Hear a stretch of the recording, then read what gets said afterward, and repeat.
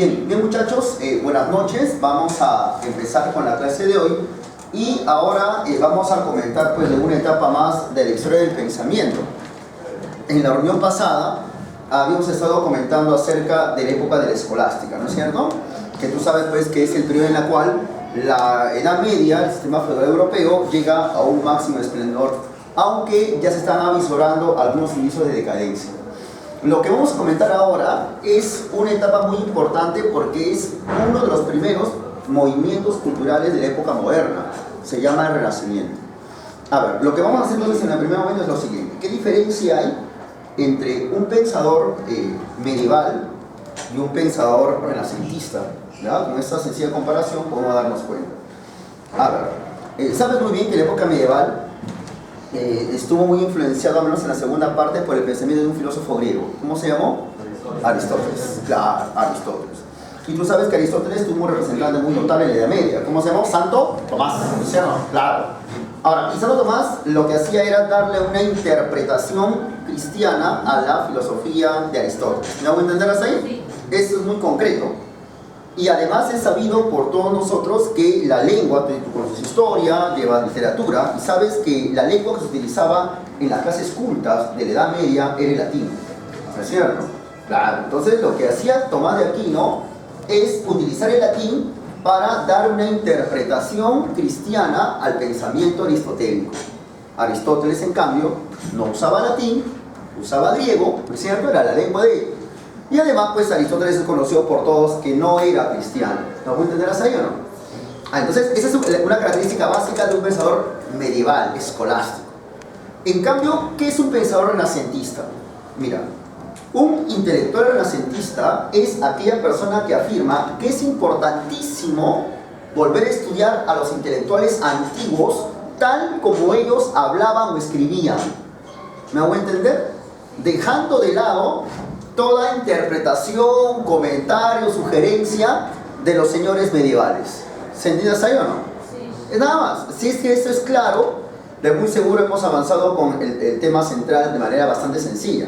Entonces ya sabes, repito, ¿qué es un pensador renacentista? Es un señor, una persona que afirma, por ejemplo, por un caso muy básico, por ejemplo, que hay que estudiar a Aristóteles en su lengua griega, tal como él lo escribió, tal como él hablaba. Dejando de lado, ¿no es cierto? Dejando de lado todo lo que Tomás de Aquino u otro pensador escolástico hablaba acerca de ese señor. ¿Se entendió hasta ahí? Ese es el renacentista, pero el término renacimiento tiene un significado. Es una especie de renacer de la antigua cultura griega y latina. ¿Listo? Ahora, la pregunta es saber por qué apareció el renacimiento, a qué se debió tal coyuntura. Bueno, una causa fundamental es sabido, tú manejas muchísimo la historia, es por ejemplo la decadencia del sistema medieval. Ya con un pensador inglés llamado Guillermo de Ockham, se estaba dando cuenta de que en la época medieval entraba en su ocaso. Quizás alguno de ustedes conoce que había un pensador inglés del siglo XIV llamado Guillermo de Ockham. Ockham consideraba de que el lenguaje científico debe ser lo más claro posible que se pueda. Y eso es un precursor del pensamiento moderno que inicia Descartes un poquito después. Entonces, con esa actitud de Ockham, ya se está dejando de lado las especulaciones metafísicas, por ejemplo, acerca de la existencia de Dios. Algo que le gustaba plantear muchísimo a señores como Tomás de Aquino. Entonces, en la época de Ockham, que es el siglo XIV, ya la Edad Media estaba entrando en franca decadencia. El poder eclesiástico empezaba a tener problemas dentro del mismo poder eclesiástico. Ockham fue un señor muy perseguido por la iglesia, claro que sí, y al final muere en Alemania protegido por los emperadores alemanes. Ahora, pero un siglo después, ya en el siglo XV, aparecen ciertas circunstancias un poco más clarísimas, ¿no? La aparición de la burguesía, sobre todo en Italia, ¿no es cierto? Sí, más o menos. Tú sabes que Italia es un centro de gran tráfico comercial y hay ciudades muy importantes como Florencia, ¿no es cierto? Y Venecia. Ahora, resulta por ejemplo que acá tenemos la ciudad de Roma, ciudad donde se encuentra pues el papado, ¿no? Que a veces se iban a otros lugares, principalmente pues se encontraban en Roma. Tú sabes que más al norte, por ejemplo, está Florencia por acá, ¿cierto? Por acá está la ciudad de Florencia, un poquito más arribita está Venecia. Ahora, más a nuestra derecha encontramos una ciudad muy conocida por todos nosotros que se llama la ciudad de Constantinopla. ¿Listos ahí? ¿Más o menos? Ahora, es sabido por todos nosotros, profesor, de que en la parte izquierda, en la parte occidental de Europa, es donde germinó el periodo de la escolástica. ¿Es cierto? La escolástica que hemos llevado, la escolástica de Tomás de Aquino, es la escolástica latina, es la escolástica occidental. La escolástica que rigió para este lado. Recuerda que más antes Roma pues había dividido en dos, ¿no es cierto o no? En cambio, Oriente mantenía cierta independencia frente a Occidente. Oriente todavía mantenía ciertas costumbres y formas de pensar griega. Claro que no el griego pues antiguo como el que hablaba Aristóteles originalmente, ¿no? Que hablaba más antes Platón o Tales de Mileto, pero era pues una forma de cultura griega algo diferente a los latinos escolásticos. Entonces puede decir que por acá, por este lado del mapa de Europa, encontramos todavía una sociedad bastante oriental, bastante griega, en la cual dominaba obviamente la lengua griega, ya un poquito más occidentalizada, lengua griega. Ahora, de tal manera que ciertas tradiciones griegas todavía se independizaban en esta parte frente a Occidente. Y es por eso que aquí se mantuvo mucho el pensamiento original griego, en algunos casos. Y más aún cuando la sociedad árabe, con mucha fuerza, irrumpe en esta parte de África y en España, y también cultiva el pensamiento de Aristóteles, de una forma muy diferente a cómo los escolásticos lo veían. Ahora, ocurre un suceso muy importante. En el año de 1453, los turcos, otomanos, ¿es eso o no? Los turcos invaden Constantinopla. De tal manera que la intelectualidad de Constantinopla, debido a la llegada de los turcos, viaja a Italia, sobre todo a ciudades como Venecia, Florencia. Con el viaje, trasladan la cultura griega hacia Occidente. ¿Me hago entender hasta ahí o no? Lugar, por aquí, donde había, como estaba comentando hace minutos, ¿no?, un gran desarrollo económico. Y sectores burgueses que ya querían enfrentarse a la iglesia escolástica, consideraron esto como un momento muy importante para hacerle frente. Entonces ellos comienzan a enterarse, los burgueses comienzan a enterarse de la llegada de un pensamiento original griego, dejando de lado, sí, los comentarios eclesiásticos. Es así que ellos comenzaron a promover a muchos intelectuales, con lo que vemos por ahí, para que ellos comiencen a valorar esas antiguas culturas que venían de Oriente. Y así aparece el Renacimiento. Más o menos hasta ahí, ¿o no? Ese es el asunto. Ahora, por ejemplo, tenemos a hombres como Marcelo Ficino, Piccola Mirandola, Piero Pomponazzi y Miguel de Montaigne. Ellos eran personas que primero hablaban en griego, escribían en griego, eran personas interesadísimas por encontrar las fuentes del pensamiento occidental, eran personas muy vinculadas con aspectos como por ejemplo la adoración a la naturaleza, el conocimiento de las lenguas clásicas, hablaban acerca de la independencia del hombre. Por eso que una característica básica del Renacimiento es lo que se llama el antropocentrismo o humanismo. ¿Qué es un humanista y qué tiene que ver el humanismo con lo que estamos viendo ahorita? Humanista es aquella persona que considera que sobre todo hay que hablar acerca del ser humano. Ahora, la pregunta es ¿por qué apareció el humanismo? ¿No? O sea, ¿qué tiene que ver el humanismo con el Renacimiento? A ver, creo que por todos es sabido que la base del capitalismo es la propiedad privada, ¿o no es así? Claro, la propiedad privada. La propiedad privada que en ese momento todavía era una propiedad pequeña, una propiedad mercantil, una propiedad que aún todavía se basaba, por ejemplo, en la manufactura. Ya se estaban haciendo inventos para que aparezca la gran máquina, pero aún todavía existían propiedades basadas en lo individual. Es así que la aparición de la propiedad privada individual, que es el germen del capitalismo, es lo que va a surgir el interés por el individuo, por la persona. De tal manera que, como expresión del capitalismo, estos intelectuales comienzan a revelar muchísimo al hombre, como un sujeto libre, como el centro de la creación, como aquella persona que hay que llevarle a la senda del bien, como una persona mala, o una persona buena o egoísta, pero siempre los humanistas tenían como centro de reflexión al hombre. Sabes que en la época de la escolástica el centro de atención pues no era tanto el hombre, ¿no? El hombre al contrario estaba sujeto a Dios, era una especie de teocentrismo. Aquí no había ese caso ya. Una cuestión muy sencilla, por ejemplo, es el caso de un señor llamado Marcello Ficino. Ficino era un italiano de Florencia, ¿bien? Que estaba protegido por una familia muy importante de esa época, la familia Medici. Quizás escuchado uno de ellos, ¿no es cierto o no? Los Medici constituían pues una gran familia de banqueros que querían justamente enfrentarse a la iglesia y dominarla. Es así que los Medici constituyeron una familia que comenzó a financiar mucho a estos señores, por ejemplo a Ficino. De tal manera que este Ficino rescata el pensamiento platónico, en realidad neoplatónico. Quizá usted alguna vez ha escuchado de un pensador llamado Plotino. Plotino era una persona del siglo III, ya en nuestra era, que sostenía de que Dios se parece a una luz, digamos a un foco. Los focos, cuando alumbran, lo alumbran porque deciden alumbrar o porque así es su naturaleza. Así es su naturaleza, claro. De tal manera que Dios genera todo porque así es su naturaleza. Por emanación, dice Plotino, y Ficino está de acuerdo con eso. De tal manera que Dios, que es como una luz, en la medida que emana su poder, las entidades que están más alejadas de ella, pues obviamente son menos espirituales.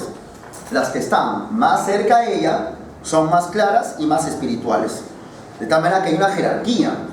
Existen los ángeles, existe el hombre, existen los animales, existen las plantas, existen las cosas. El hombre, dice Ficino, se encuentra en medio, ya que el hombre es alma y es cuerpo. Entonces, a lo que vamos es que Ficino pone al hombre como el centro de las cosas. Lo mismo ocurre con el señor Pico de la Mirandola. Quizá usted escuchó de San Agustín o no. A ver, para San Agustín, la historia de la humanidad, ¿quién lo hace? Dios. Dios lo hace. Entonces, si a una persona le va bien o le va mal, al final eso es parte del plan divino. ¿No es cierto? Entonces es Dios quien permite ciertos sucesos históricos, ¿no? Porque Dios lo que busca es salvar a la humanidad, dice San Agustín. Pero San Agustín es medieval, pues. En cambio, Pico de la Mirandola, que era discípulo de Ficino, no es medieval, es renacentista. Para Pico de la Mirandola, ¿quién crees que hace la vida del hombre? ¿Dios o el mismo hombre? El mismo hombre. Y en eso consiste su valor, dice Pico de la Mirandola. O sea, ¿cuál es el valor del hombre? En que él tiene libertad y que todo lo que haga en su vida es obra de él y es su responsabilidad. Quizás el nombre Pico de la Mirandola es un nombre poco conocido, ¿no? Un nombre un poquito raro. Pero la tesis de Pico de la Mirandola va a influenciar muchísimo en filosofías muy conocidas del siglo XX. Por ejemplo, el existencialismo francés. ¿Has escuchado una vez de un señor llamado Jean-Paul Sartre? Claro, esa influencia mucho de Pico de la Mirandola. ¿Listo usted? Otro pensador muy rescatable es un señor llamado Pedro Pomponazzi. Como dice ahí en la pizarra, Pomponazzi es aristotélico. ¿Tomás de Aquino es aristotélico o no? ¿O no es así? ¿Sí, no? ¿Sí? ¿Tomás de Aquino es aristotélico o no? Sí, pero sobre todo, ¿qué crees tú? ¿Tomás de Aquino sobre todo qué es? ¿Aristotélico o cristiano? Cristiano, claro. O sea, Tomás de Aquino diría, no, yo soy aristotélico, pero principalmente soy cristiano. Y como cristiano que soy, por tanto, diría Tomás de Aquino, como cristiano que soy, ¿el alma es mortal o inmortal? A ver. Como cristiano que soy, yo soy cristiano. Y como cristiano que soy, ¿el alma qué es? ¿Mortal o inmortal? Inmortal. Inmortal. Pese a que Aristóteles mismo sostiene que el alma es mortal, Tomás de Aquino dice, no, pues, no, yo soy al fin y al cabo cristiano. Y en ese punto, pues yo voy a sostener que el alma es inmortal. ¿De acuerdo o no? En cambio, Pomponazzi, que es aristotélico, y Pomponazzi también es cristiano. Pero Pomponazzi, mira, es aristotélico y cristiano, al igual que Tomás de Aquino. Pero Tomás de Aquino obviamente es escolástico y por tanto resalta el cristianismo. En cambio, Pomponazzi, que es aristotélico y cristiano, resalta la posición aristotélica. Claro, porque él busca rescatar lo que el mismo Aristóteles dijo. De tal manera que para Pomponazzi, al igual que para Aristóteles, ¿el alma qué es? ¿Inmortal o mortal? Mortal. Creo que con ese ejemplo es más clara la diferencia que hay entre un escolástico y un renacentista, ¿no? Es el asunto. Más o menos hasta allá, ¿no? Entonces, una de las características, repito, ¿no? Y eso hay que ser muy enfático. del Renacimiento es que enfatizan siempre al hombre, resaltando muchísimo valores como la dignidad humana, la libertad. Y hay otro pensador, ya estamos con un pensador francés llamado Miguel de Montaigne, y quizás usted alguna vez ha escuchado algo en literatura de él. Sabes que Montaigne es uno de los fundadores de una forma literaria llamado el ensayo, ¿no es cierto? ¿Alguien ha escuchado que es un ensayo literario? A ver, ¿qué es un ensayo? Ensayo. Creo que el ensayo es un texto, un trabajo, una obra en el cual el autor, vamos a decirlo así sencillamente, plantea su opinión, ¿no es cierto? De manera libre, ¿no? Hace un tema, un ensayo, pienso tal cuestión, etcétera, etcétera. O sea, lo que hace el ensayista es decir lo que él piensa acerca de un objeto. O sea, no lo describe, sino dice lo que él piensa sobre el fenómeno. ¿Me hago entender o no? Ya, la pregunta es, entonces, si esa persona dice lo que piensa sobre el fenómeno y no la describe, ¿qué está suponiendo ahí? Si no puedo describir las cosas, entonces, ¿las cosas pueden ser conocidas tal como son?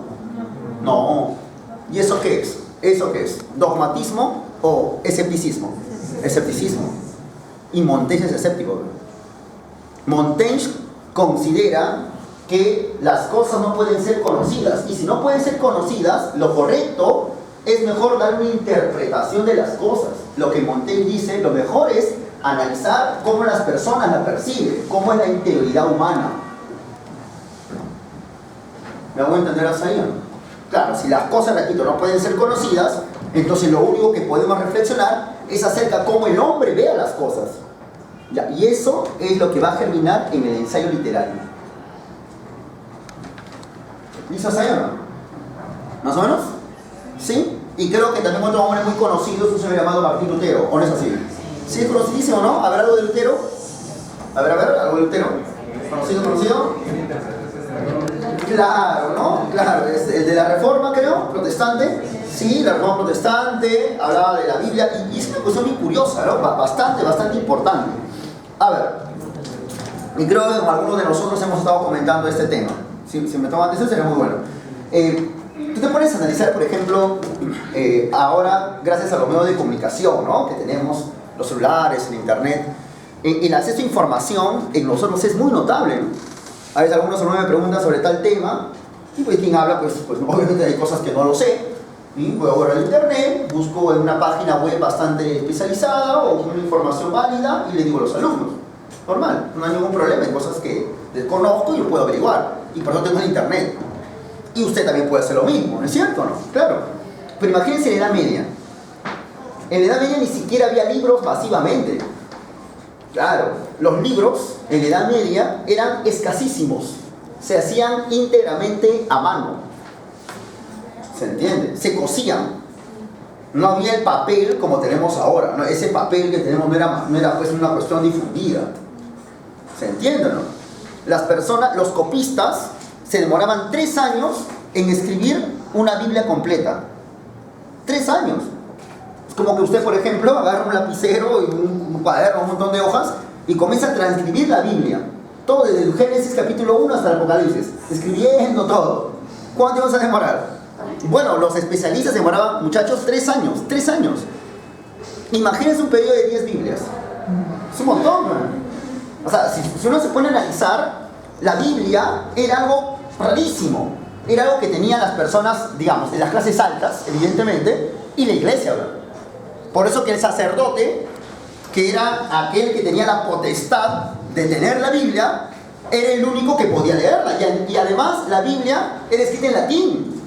Las personas, digamos, de las clases medias o bajas, no hablaban en latín. Obvio, pues, ¿no? A veces pensamos que el latín era una lengua muy popular, nada que ver. El latín era una lengua utilizada por las clases cultas, digámoslo así, las clases altas, aristocráticas, ¿no? ¿No voy a entender? Entonces, una Biblia escrita en latín y encima escasa en cantidad, pues era propio de las personas de mucho poder. Por ejemplo, la iglesia. De ahí que los sacerdotes eran los únicos autorizados en dar una interpretación o explicación de la escritura. ¿Y qué quería de hacer con los feligreses? Solamente escucharlo, ¿ven? Pero con la aparición de la imprenta, gracias a un genio llamado Juan Gutenberg, ¿es cierto o no? Con la aparición de la imprenta, los libros, no bastante, pero bajaron, pues, ¿no? Su precio. Los primeros libros que se imprimieron, que era justamente la Biblia. Entonces, al imprimirse la Biblia, se comenzó a masificar. ¿Me hago entender o no? Y Lutero fue uno de los primeros en promover que la Biblia se imprima, no tanto en latín, sino en alemán, la lengua de él. De esa manera que la escritura comenzó a masificarse. Ya llegaba a las clases medias. Y debido a esa coyuntura, Lutero aprovecha para decir, como tú tienes ahora una Biblia en tus manos, escrita en tu lengua, tú puedes interpretarla como quieras, ¿verdad? ¿Se entendió? Y ahí aparece lo que usted conoce muy bien, ¿no? La libre interpretación de la escritura. ¿Se entiende o no? Ahora, Dios es un ser con un poder limitado o ilimitado. Ilimitado. Y si Dios es ilimitado en poder, o sea, todopoderoso, entonces Dios estará condicionado por algo. No, si es todopoderoso, ¿va a estar condicionado por algo? ¿Por algún regalo? ¿Por algún favor? No. Por tanto, dice Lutero, no sé por qué las personas están un poco acostumbradas a decir, Dios mío, te prometo que ahora te voy a dar esta ofrenda, hazme ese milagro, por favor, ¿no? ¿Qué? O sea, Dios va a estar condicionado por tus regalos. Dice Lutero, no. Dios es tan poderoso que no se condiciona por nada. Dios tiene libertad de salvarte o no. Y lo único que puedes hacer usted es nada más tener fe. El hombre, dice Lutero, se salva por la fe y no por algún acto. Porque tú no puedes estar condicionando a Dios. Es claro que estas tesis de Lutero están yendo en contra de la iglesia, ¿no? Y ahí es lo que aparece la Reforma. ¿Se entendió eso, no? El asunto. Entonces, enfatizamos nuevamente la actitud antropocentrista de los hombres del Renacimiento. Y ahí, en ese momento, en esa época, estamos hablando, ¿no? Como le estaba comentando, acerca de los primeros negocios, la aparición del capitalismo mercantil, pero ya se avisoraba ciertas injusticias. Aparece un sinfín de literaturas que hablaban acerca de ciertas sociedades modelos. Quizá usted alguna vez en sus actividades académicas ha escuchado la palabra utopía o utópico, ¿no? Que a ver, ¿qué es un utópico? Utópico. No seas utópico. O sea, es algo así, ¿no? Fantasioso, ¿no? Idealista, claro, muy bien, idealista, fantasioso, claro. ¿No? Entonces, ¿qué sería un utópico? Digamos, el utópico sería aquella persona que sueña con una sociedad ideal donde la gente se quiera, donde todos seamos iguales, donde no haya pobreza, haya felicidad plena. ¿No es cierto? Pero este utópico, como es un poquito soñador, no se da cuenta, no se imagina, no supone muy bien con rigor cómo lograr esa sociedad tan bonita, ¿no? que sueña él. Ese era un utópico, ¿no?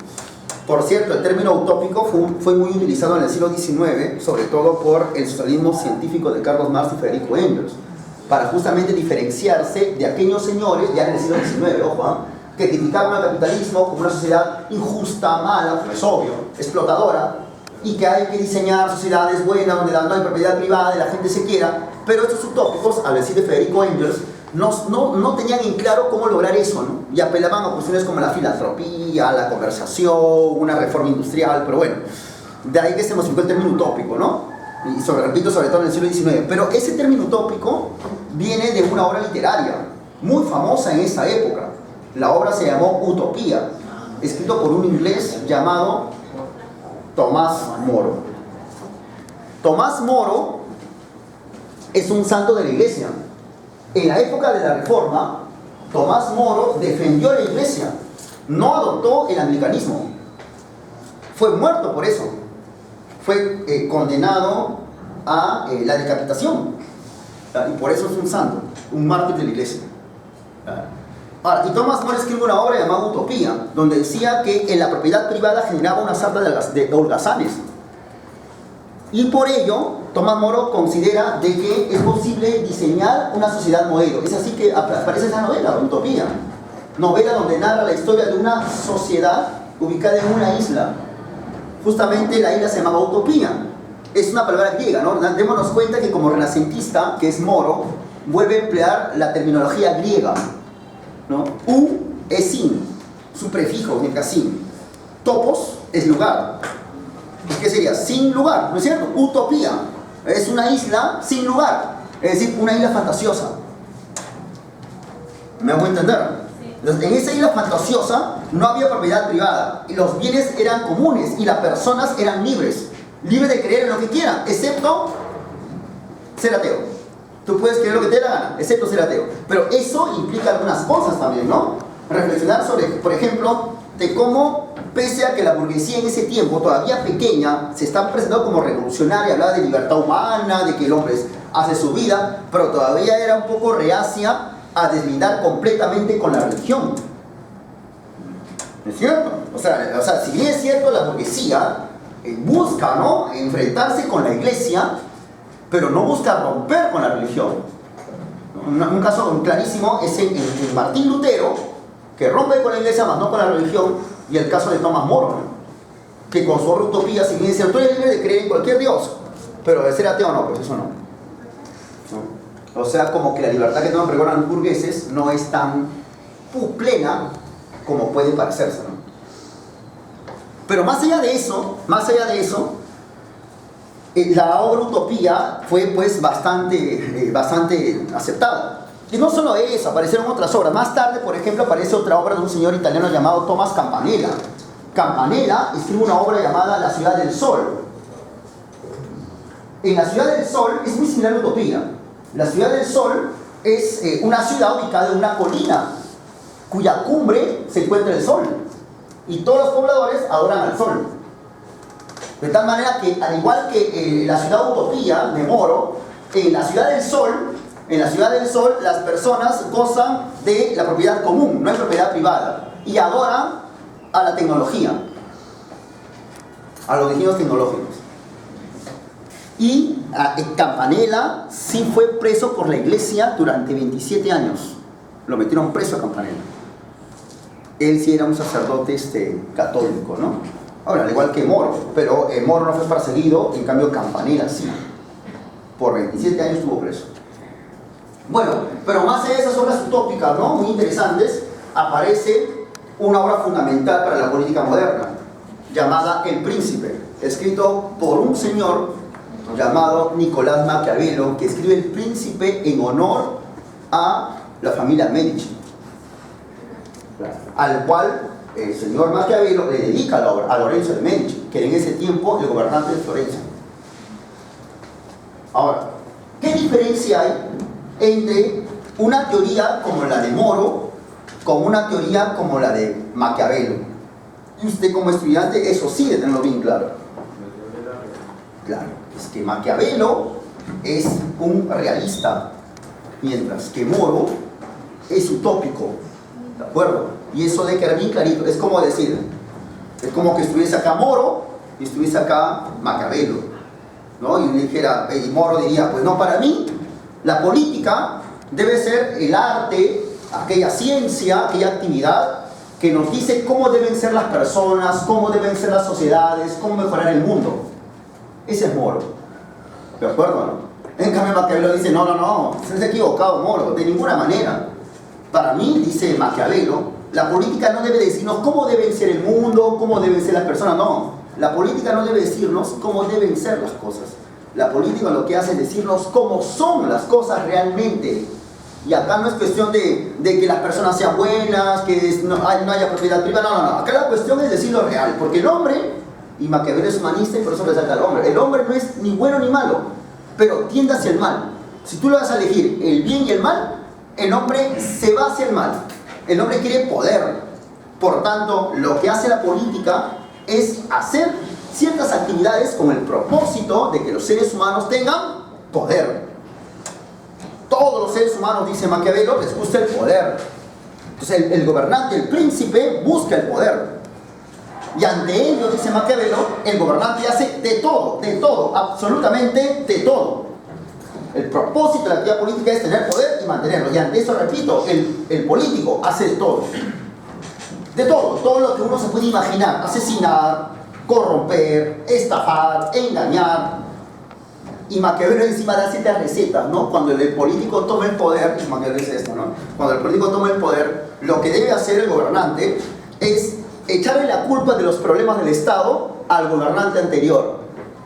Y todas las cosas buenas que hizo el gobernante anterior, el gobernante actual debe de deshacerlas, destruirlas. Que nadie, que la población no se acuerde del anterior, sino se acuerde de él.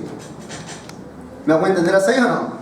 El gobernante, dice Maquiavelo, debe inspirar temor, pero también amor. Debe lograr que las personas, si bien es cierto, le teman, pero también que lo quieran, para que de esa manera las personas sean felices. Si tú te das cuenta, esa forma de hablar de Maquiavelo es muy contemporánea, muy actual. Es como que Maquiavelo lo hubiese escrito este año. Claro, o sea, tú te das cuenta como cuando un gobernante lo gana, el presidente, algún alcalde logra el poder, lo que hace es pues echarle la culpa al anterior de las desgracias de que él vive, ¿no? El anterior así, ¿no? ¿Cierto? Y cuando uno va, todo lo bueno que hizo, él le cambia de nombre. ¿No es cierto? ¿No? Como el alcalde anterior inauguró un puente, le puso su nombre, ¿no? Tal. Viene el nuevo alcalde, saca esa placa y pone su placa. ¿No es cierto? O simplemente, si no lo pone para no ser roche, bueno, ya lo borra nomás, pues, ¿no? Pero no lo resalta. Ese es Maquiavelo. ¿Se entiende ahí o no? Ese es clarísimo, eso nosotros lo vemos actualmente. Entonces es claro lo que plantea Maquiavelo, ¿no? Ahora, pero alguien de ustedes, sigamos con esto, pero alguien de ustedes puede decir, profesor, pero usted está diciendo cosas muy fuertes, ¿no? Usted está diciendo que para Maquiavelo el político puede hacer de todo, absolutamente todo, pero eso suena perverso, ¿no? Eso suena pues malo, ¿no? ¿Cómo usted puede hablar de este hombre que dice cosas un poco difíciles de aceptar? Eso es algo inmoral. Lo que Maquiavelo diría, pero no, pues es que la política, dice Maquiavelo, es amoral. Un acto político es un acto político. En la política no hay bueno, malo, no. Acá no hay esas cosas. Acá lo que se busca nada más, poder. Averíguese muchísimo cómo los políticos hacen por el poder y hacen todo por lograr. Y no solamente en la política, digamos, estatal, en la política universitaria, de muy seguro vamos a ver eso. Claro que sí. Como dentro de la universidad, las universidades, se hace todo esto, ¿no? La gente se enfrenta por el poder, nada más, y hacen de todo. Y a ellos no les importa nada. Y eso es Maquiavelo. Entonces ya sabes, a ver, para Maquiavelo, ¿cuál es el fin de la política? ¿El bienestar de la humanidad o el poder? El poder. ¿Y la política qué es? ¿Moral o amoral? Amoral. ¿Para Maquiavelo el hombre es bueno? No. ¿Malo? No, pero tiende hacia el mal. ¿No? Bueno, de la saña, ¿no? Es una cosa curiosa de Maquiavelo. Hay una frase de un pensador, bueno, un revolucionario ruso llamado Lenin, que decía: salvo el poder, todo es ilusión. ¿No? Quizás por ahí habrás escuchado eso. Lenin decía esto, ¿no? Salvo el poder, todo es ilusión. O sea, no hay más cosa que el poder. Lo que hay que buscar es eso. De resto es secundario. La religión, la moral, las costumbres, la ciencia, al fin y al cabo está sometido al poder. Es un postulado de Lenin, pero que se remonta a las tesis de Maquiavelo. ¿Listo? Entonces, miren, ya para ir con esa segunda parte, la última de esta reunión. Entonces, una característica que ya, como se ha resaltado muchísimo de los renacentistas, es la posición humanista, ¿no? Resaltar al hombre como centro de reflexión, pero no es únicamente eso. Es la aparición también de los grandes inventos tecnológicos de la época del Estado. Es la época de los descubrimientos. Realmente el Renacimiento es una época muy fecunda, ¿no? Donde involucra no solamente filosofía, sino también pues, el conocimiento de la historia, el conocimiento de la literatura, el conocimiento del arte. Realmente es un momento muy gigante. Y eso hace de que otra característica del Renacimiento sea el aprecio que estos individuos tienen hacia la naturaleza. Aparece una posición naturalista. Los escolásticos ponen a la iglesia y ponen a Dios. En cambio, los renacentistas ponen frente a la iglesia la naturaleza, frente a Dios al hombre. De ahí que parecen los naturalistas. Ellos, por ejemplo, Nicolás de Cusa, Giordano Bruno, no eran, digámoslo así, civiles, ¿no es cierto? Laicos, no, ellos también eran religiosos. pero tenían una posición a favor de la naturaleza. Otro gran naturalista, por ejemplo, es un señor llamado Leonardo da Vinci. ¿Escuchó de él o no? Claro, Da Vinci. Da Vinci era uno de los primeros en sostener que la matemática es un mecanismo para conocer la naturaleza. Pero acá tenemos, por ejemplo, a dos señores, un alemán, Nicolás de Cusa, y un italiano, su nombre es Giordano Bruno.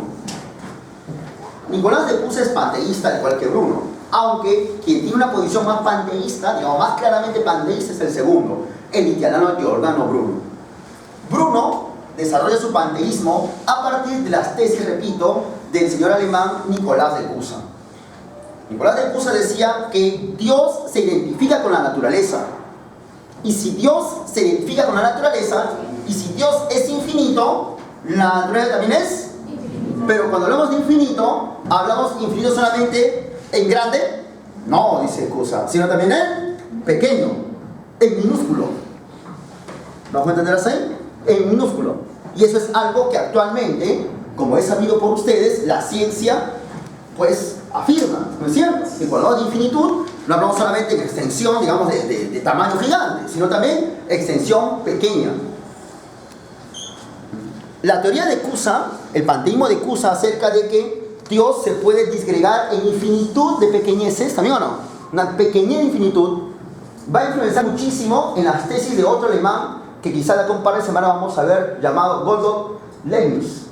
Leibniz es un racionalista, alemán, que va a decir algo casi similar a lo que planteó el también alemán Nicolás de Cusa.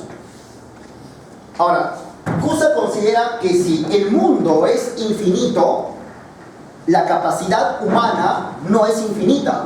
La capacidad humana es finita, limitada. Si el mundo es infinito y la capacidad humana es finita, entonces ¿qué hay que reconocer? ¿Que el hombre puede conocerlo todo? No, por lo tanto, el hombre debe de comprender que él no puede saberlo nunca todo. Y el comprender ello, el entender que siempre vamos a tener limitaciones en el conocimiento, recibe el nombre, dice Cusa, de la docta ignorancia.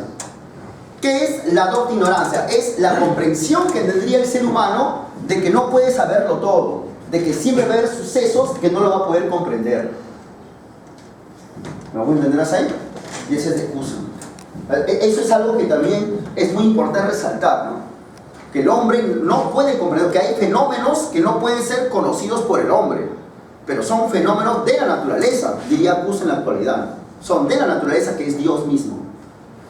Y repito, ¿no? La tesis de Cusa va a influenciar en otro señor llamado Giordano Bruno. Y Bruno también es panteísta.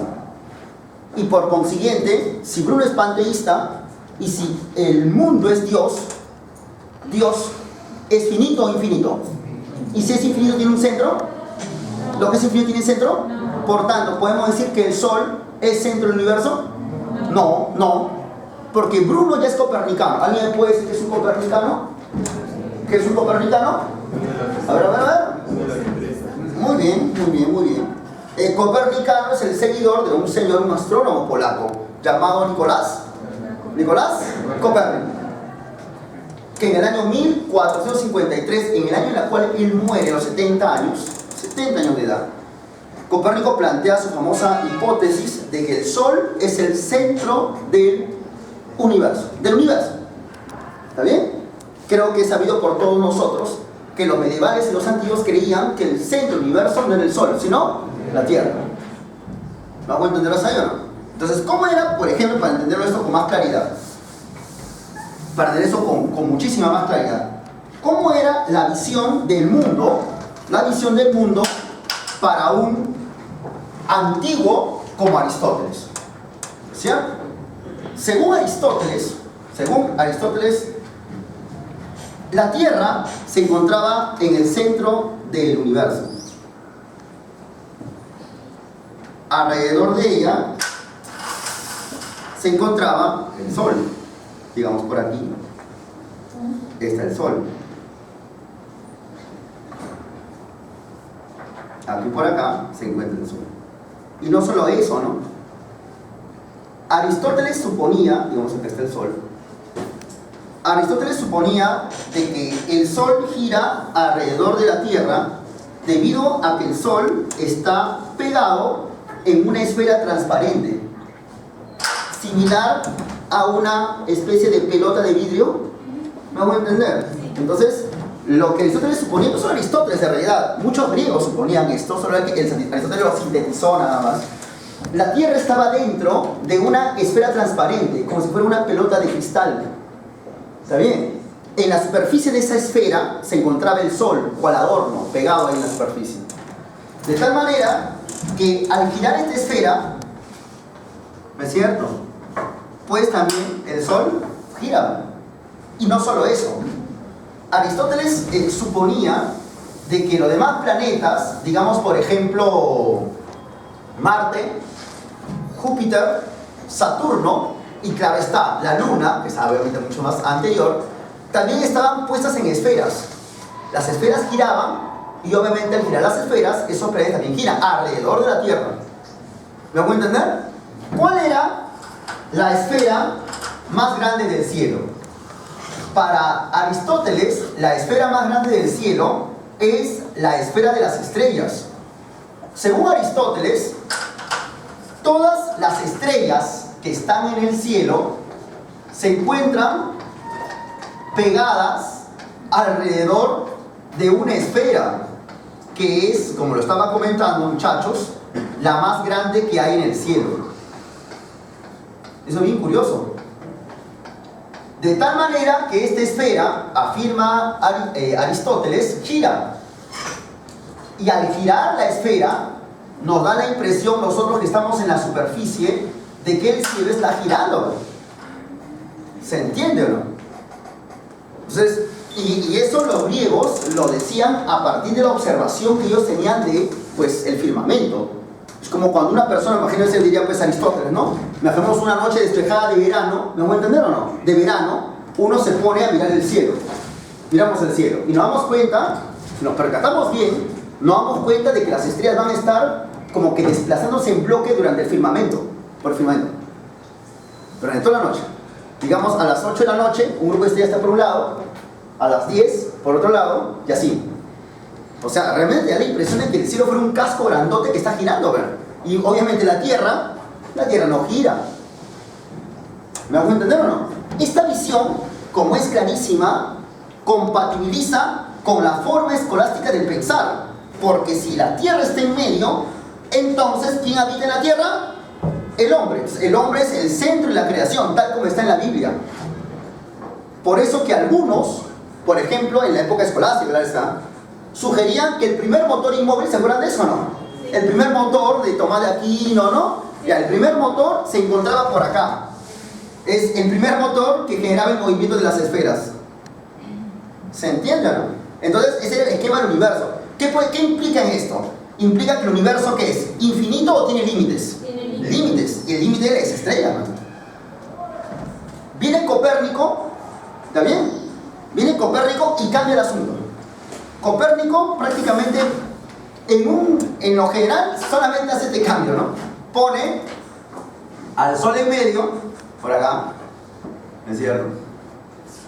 Alrededor pone, ahora sí, la Tierra, ¿es cierto? Por aquí ponemos a la Tierra por acá, ¿es cierto?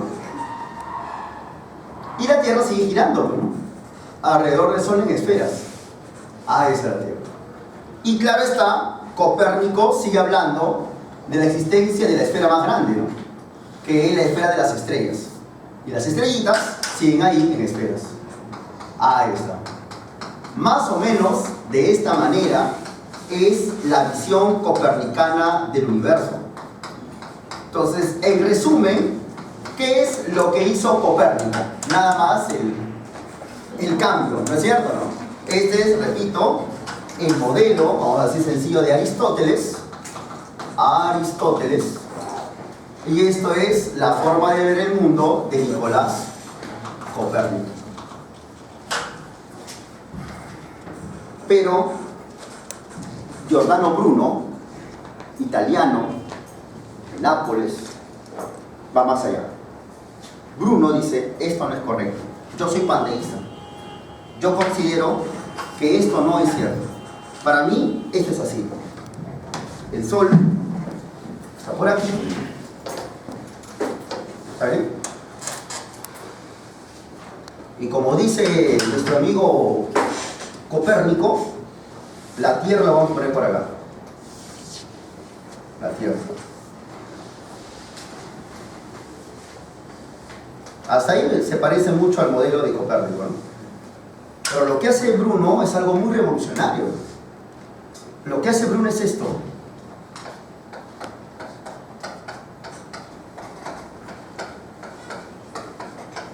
No sé si me hago entender con este esquema. ¿No es cierto?